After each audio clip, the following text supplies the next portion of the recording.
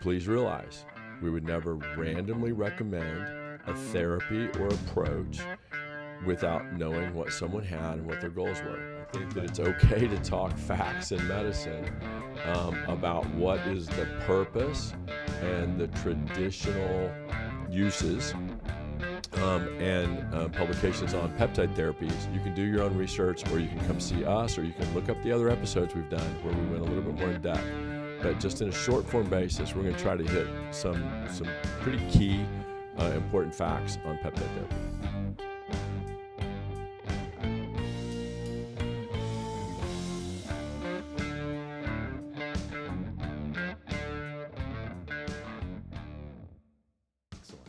Dr. McKenna, thank you as always for your time and dedication to the field and the research that you put into it. Really, the biggest topic that I think Hannah receives in the front end in the office is on inflammation, right? Joint pain. So in speaking, just like you said, there's not a single use for everything. We have to be a little more target efficient in terms of looking at the patient, their metabolic level, everything that you've mentioned before in previous episodes. So let's just talk about inflammation, right? If we're looking at a patient that has old patellar tendonitis, old knee pain, things like that, what kind of things are you looking for to qualify? So I think that the traditional uses for some of those peptides would, and remember, inflammation is a very, very complicated process. And part of that is helping your body recover from the inflammation, like how's it build tissue growth back? So angiogenesis, cytokine disruption. The traditional peptides that would aid a body in that would be like TB-500, which is thymosin, which is a thymus gland secretion. And the thymus is really important in the regulation of the autoimmune components of inflammatory change. So breaking down cytokines, restoring healthy tissue. So in the recovery for someone going through chronic injury pattern, those things could be really useful. So could BPC-157, which has a significant downregulation in the cytokine cycle and could alter the amount of perceived pain in an area because of the long-term inflammatory change that someone's suffering from. And those would primarily be those peptides that someone could use in trying to recover from those type of injuries or symptoms. Okay, someone that is heavy into working out, wants to develop more muscle mass and yet keep the structural integrity of their joints, right? They don't want to have that lagging knee pain or any kind of an ache in the shoulders. Is there a specific target you would look at in terms of the menu?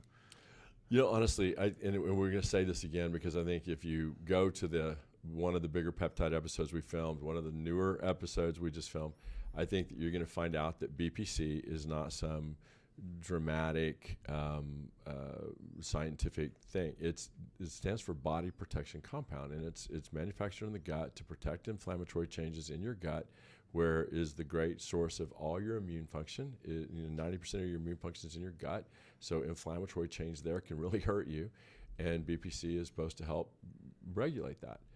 So body protection compound, even though people talk about, well, it's Schedule 2 and Category 2 and all that, it's called body protection compound. And BPC-157, there's some great research to show that maybe if you inject it nearer to the site that's causing you discomfort, those patients seem to do better. If you're having trouble in muscle recovery phase, TB-500, those patients seem to be able to get some benefit of that. If it's about collagen information in broken down tissue, like with your hair, face, and skin, GHK-Cu seems to make a difference in the collagen formation and formation of hair follicles and overall healthy skin and hair.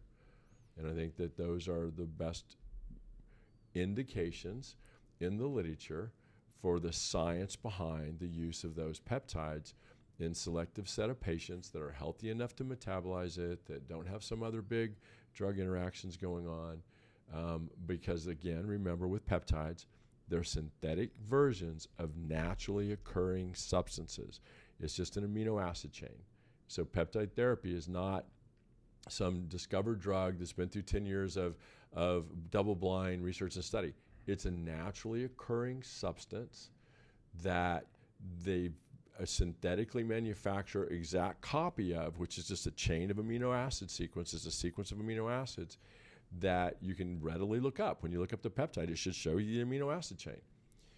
They made that in a lab, but it would function in the human body the same way that that functions in the human body. And so the complication and side effects of that a lot of times is, where did the pharmacy make it? Was it stored appropriately? Did it break down? Did it time out? Did you store it in the heat? Those kind of things can hurt the use of peptides. But for the most part, it's a much healthier regenerative approach to treat to address a lot of the problems that patients seem to have in their overall wellness, recovery, and treatment that people get involved in, right? I think, real quick, as just another aside, sexual wellness.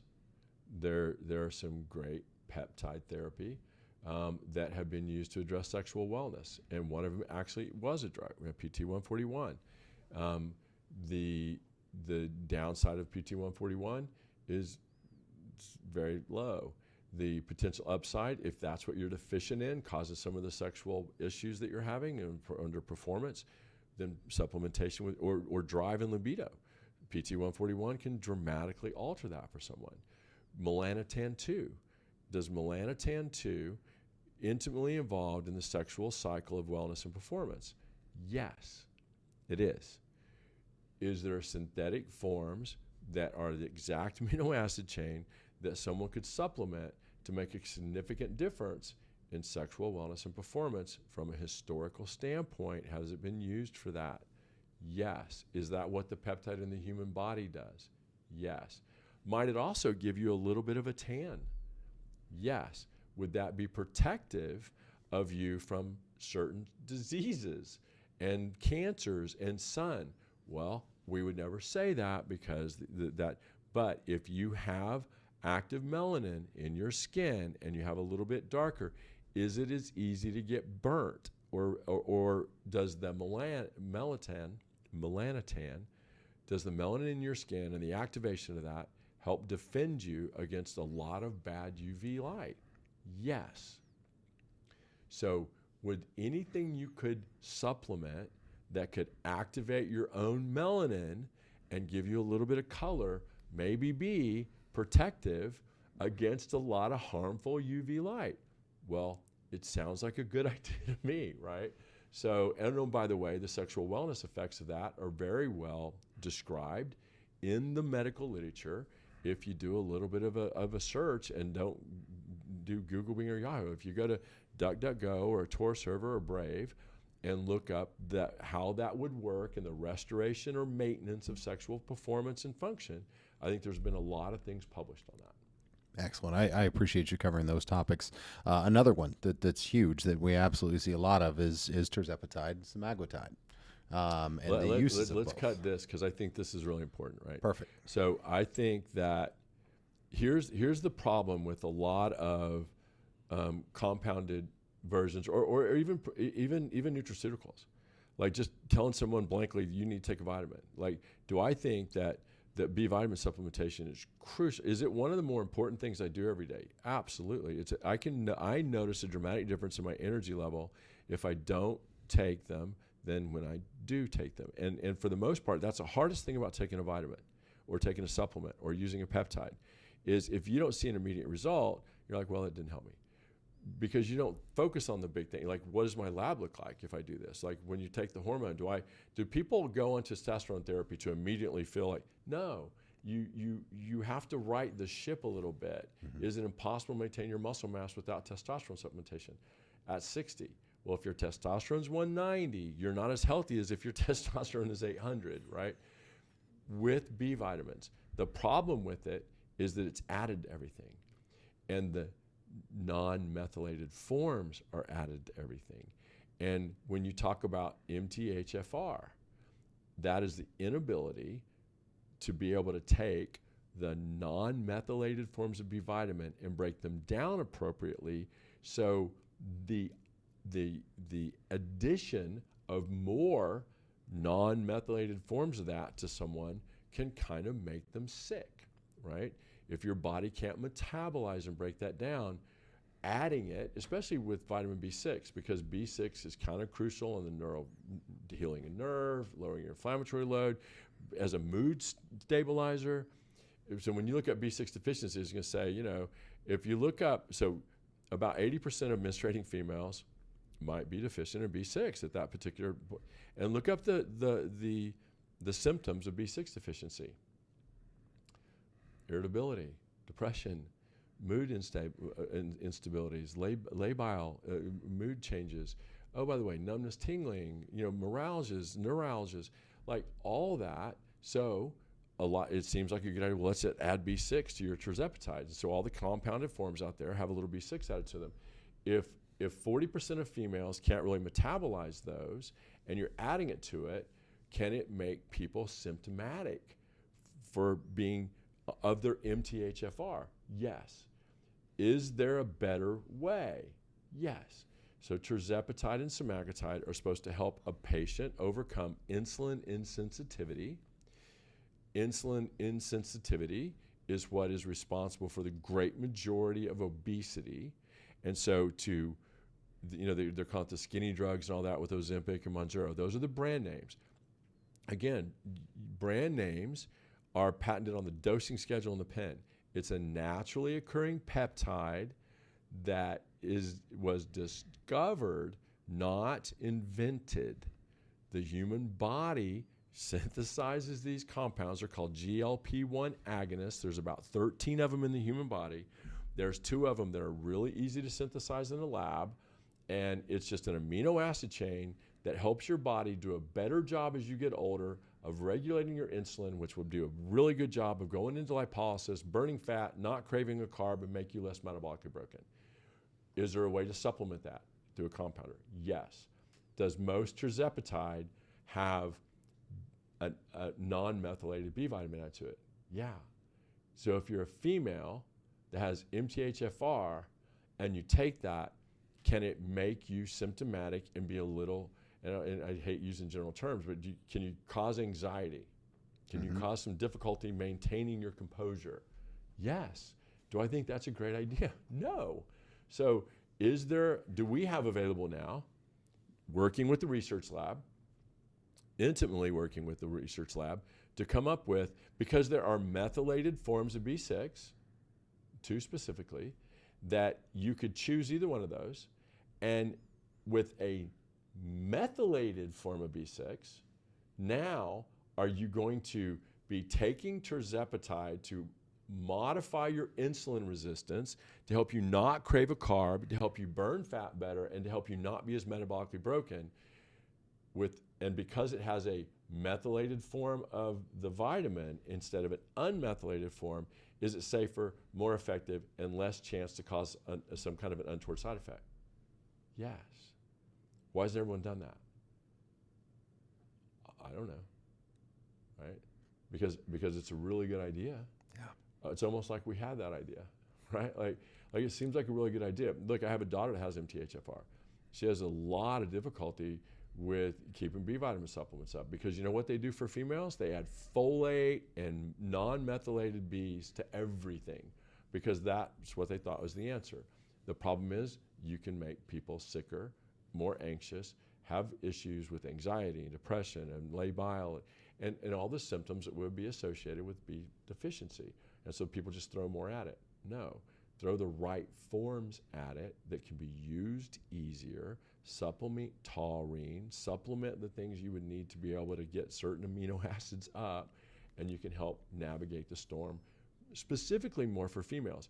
But you know, and it's more prevalent now than at any time, because we actually recognize it's probably one of the more prevalent genetic problems with metabolism, but it can approach maybe even up to 40% of females, but certainly in the dominant form, which is both problems with the homocysteine part, it is like 10 to 15%, right? If you got that, like you need a genetic profile, but up to 40% can have a non-dominant partial expression of that genetic problem, and that be a real problem when someone just puts you on Tirzepatide or Semaglutide that has peroxidine phosphate. Peroxidine phosphate is non-methylated B6. I've been recommending pyroxine phosphate to patients for years because there's great studies published to show that if you take B6, if you have carpal tunnel or cubital tunnel or neuralgia or problems with nerves in your feet, if you have diabetic neuropathy, chronic neuropathy for sciatica, if you take B6, if you have to take enough, you have to take 25 to 50 mil equivalents, up to 3 times a day, but those symptoms can greatly diminish. What happens to someone with mthfr if they do that? Could it affect those symptoms? Maybe. Could it also make you sick? Well, yeah, right? It may not make you feel great. So you have to take a methylated form. Are there really easy ways to get methylated B vitamins? Yes. Should it be just thrown into everything as a supplement? No. So Tirzepatide with the methylated form of pyroxine, it should be readily available, and now it is. Yes, we are very excited to announce that your request, your research into the matter has been supported by one of our favorite research pharmacies. And so that is going to become widely available to the patients that need that because of the MTHFR And if I was issue. a female and I was having some problem with maintaining my weight as I got older, where I felt metabolically broken and sluggish and craved carbs all the time and was insulin resistant, and no matter how hard I worked out or how much calorie restriction I went, I still couldn't lose a pound, I would probably seek that as an option, right? Because it's readily available. It's not $1,500, $2,000 a month the way that the brand name drugs are, and it's healthier for you because it doesn't have a non-methylated B vitamin in it. I think with the success of what the clinic has seen, what you've seen with friends, family, and patients alike, with these drugs that are targeting weight loss, that are targeting insulin insensitivity issues, we're also seeing people that have found it from other sources that have become what is impolitely referred to as skinny fat. Right? You lose a ton of muscle mass. So you have a peptide that you recommend to help maintain muscle mass while losing weight. Can you talk to us about that? If some patient, because we talk about skinny fat, then you see all these things. Oh, Ozempic is too powerful, and people what? It's not like taking a diet pill, right? You're not You're not on an amphetamine. You're not taking Adderall to lose weight. You're changing your ability to process and store calorie. When you are insulin insensitive and you crave a carb and you eat it, you know what your body's going to do with that? It's going to try to burn it like green wood. Your body's going to your body gets in this loop where it tries to not starve. So now you're going to store everything you eat. And then when you start to work out, is it going to hit those stores of those stored carbs that were stored as fat? No. Where's it going to hit first? It's going to hit what's in your bloodstream, right? Mm-hmm. So if you've eaten enough protein and stuff, great. But within 20, 30 minutes, where are you going to hit? Your glycogen stores in your muscle, right?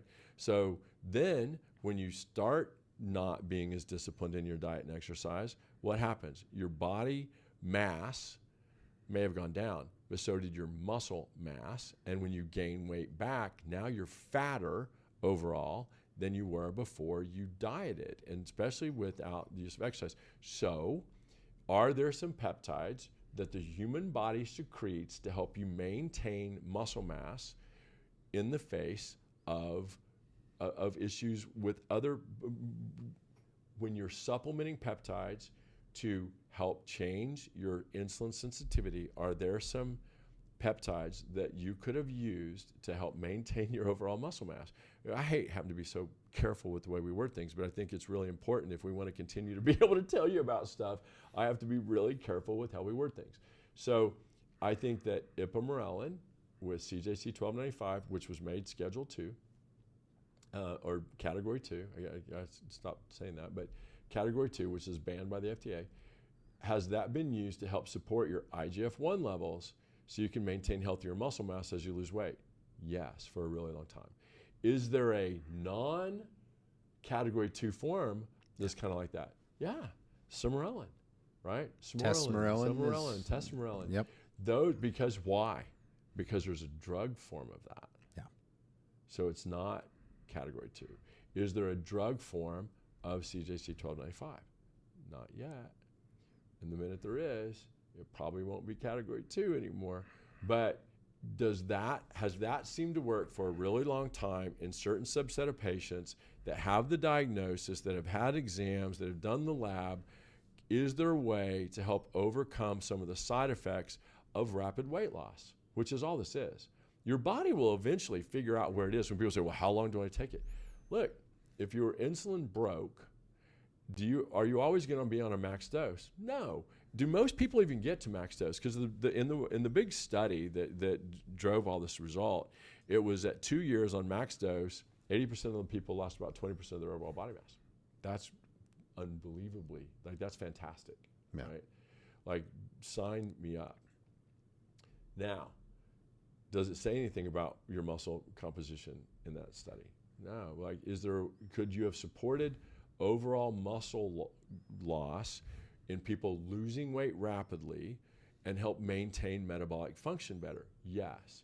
What are the things that would have helped do that? Well, Sermorelin, Ipamorelin, Tesamorelin, mixtures thereof, CJC1295, all these peptides are available, and you can give patients direction on obtaining that type of therapeutic care. And I think that's really important when you don't want to Ozempic face or Ozempic butt, right? All those terms out there on the internet. Oh, I'm skinny fat, I have Ozempic butt, or the people that they went on Ozempic, but now it's like when someone gets a facelift, right? And they don't look like themselves anymore for a while until that kind of finds, like, you look at them and it's like, wow, like, that looks not great. Well, just losing weight doesn't mean you look great. Sometimes you look at these people's face, they're kind of hollowed and they have jowls, and it looks like they lost their butt. Like, is that the look you're going for? Probably wasn't. What most people want, they don't want to just lose weight. They want to be healthy. Is being significantly overweight healthy? Not for very many people. It's not, right? Are there people that are pretty healthy that have a really high body index? Yeah, I've seen it. I've seen people that you look at them and go, man, metabolically, you're on all, like, I don't know. Like, do I think you're probably a little insulin resistant? Yeah. Well, why do I think that? Because your BMI is really elevated, right? And your body fat percentage is too high. Is it judgmental? Is it using, non-PLC language, patient-centered language, a PCL language, right? Is it doing that to call someone obese? Look, I say all the time, I'm just an old fat white guy, right? Now, is that the picture of health? Not usually, right? Yeah. But if look, I never thought the word thick, like I didn't think that was, now it's apparently a good thing, right? But you spell it THICC. But do I think that it looks great for someone to just completely lose all their glute, right? Or to have like a hollow? No, I think there's a lot of people that seek to have more fat back there, right? Yeah. So I don't think you want to lose that. I think you want to control your carb craving. I think you want to control your insulin resistance. I think you want to control how you feel. I think you want to sleep better. I think you want to look sexier. I think you want to fit better into your clothes. I think you want to feel younger. Do I think that insulin resistance limits all that? Yes. Do you have to let it limit all that? No. Like, now, can you just magically diet your way out of some of this? Sure. Diet and exercise, limit your...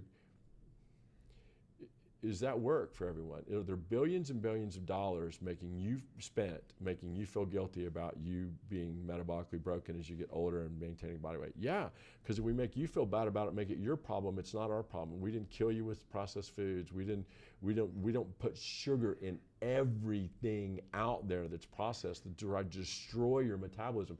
If sugar had to go before the FDA has approved food substance, there's no way it would get approved. Right?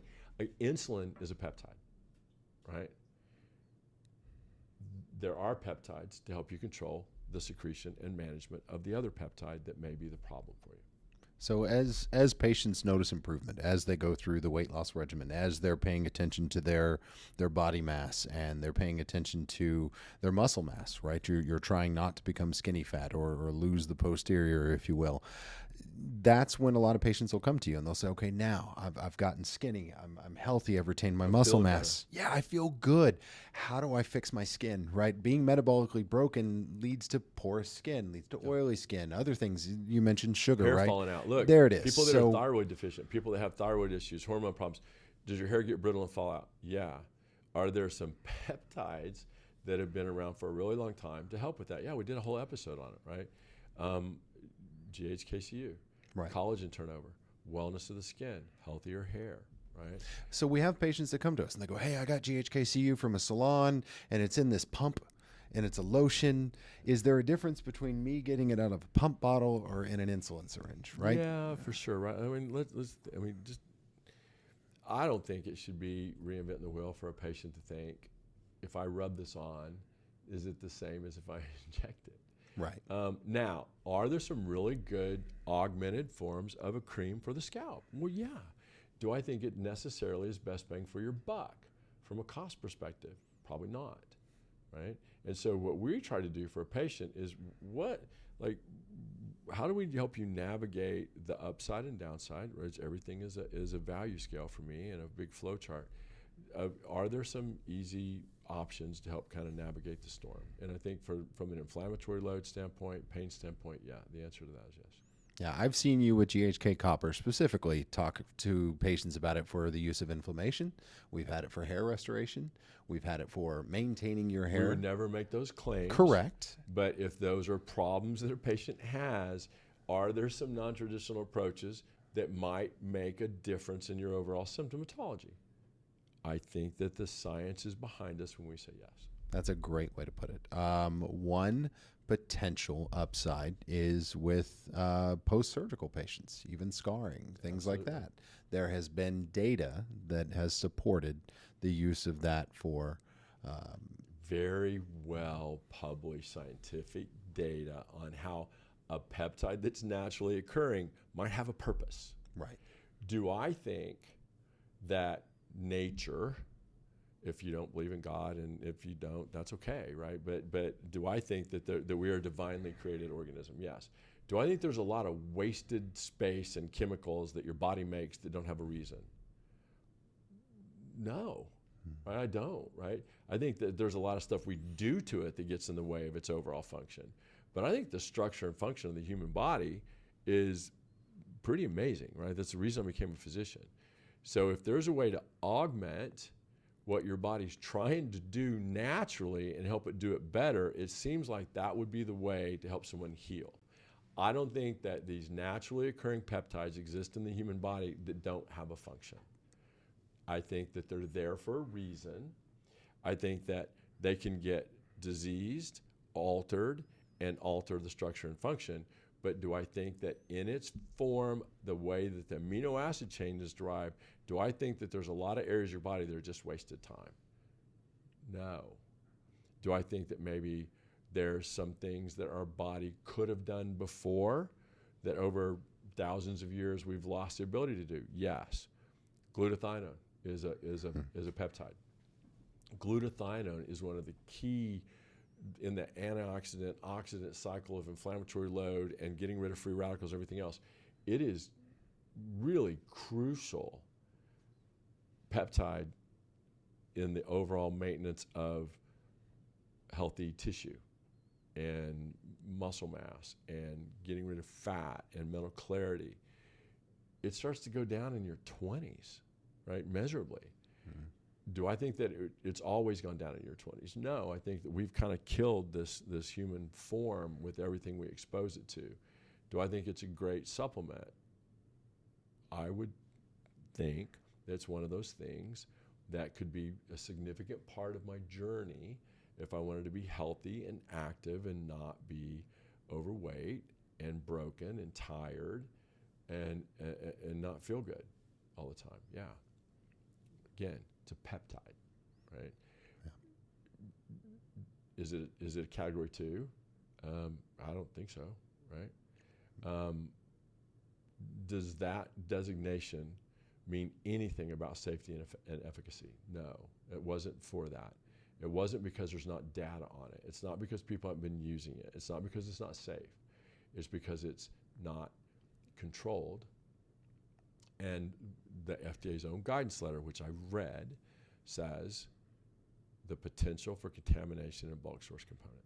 So when we talk about just kind of quick, easy hit list on some of the peptides, is that the basic You hit the list. Yeah, you so you for tackle them all. me, the quick, easy little hit list on peptides is, again, you need to be able to recommend something to a patient. I would need to know what you have wrong with you, what's not working, and what our goals are.